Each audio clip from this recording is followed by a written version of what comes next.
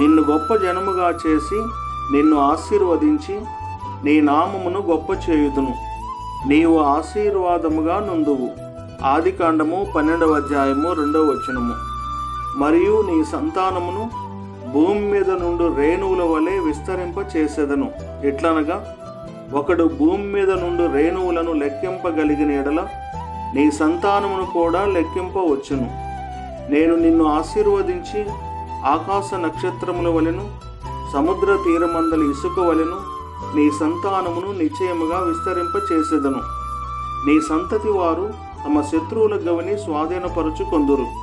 మరియు నీవు నా మాట వినినందున భూలోకములోని జనములన్నీయు నీ సంతానము వలన ఆశీర్వదించబడును.